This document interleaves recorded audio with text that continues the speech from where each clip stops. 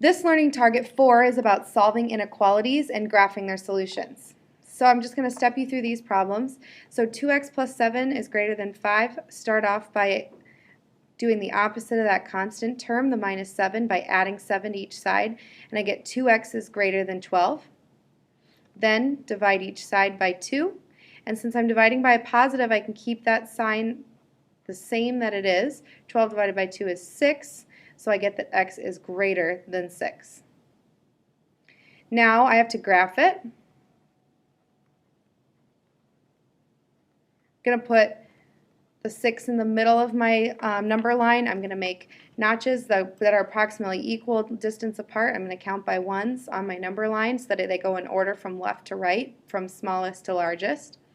And then x is greater than 6 means that I don't want 6 to be a part of my solution. X can be anything that's bigger than 6. So I'm actually going to put an open dot on 6 to show that it's not a part of my solution.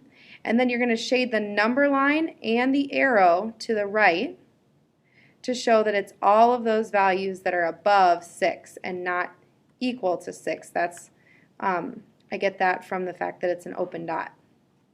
Okay, same thing, start this one by subtracting 5. I get negative 4x is greater than or equal to 7 minus 5, plus 5.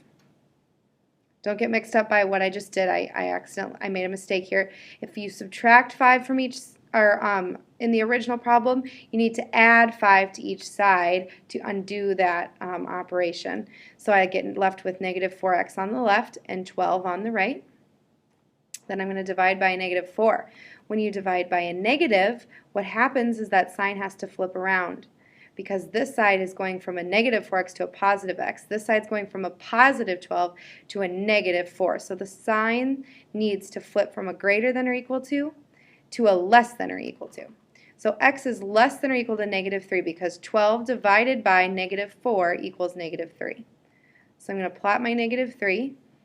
Negative 4 goes to the left and negative 5, then negative 2, negative 1. Once again, smallest to largest from left to right. This time it's less than or equal to negative 3, so instead of an open dot, I want to include that in my solution. So I'm actually going to fill in the dot because negative 3 is part of the solution, and then it's everything less than. So I'm going to shade to the left to show everything less than negative 3. And then once again, shade in that negative 3 to show that it's equal to.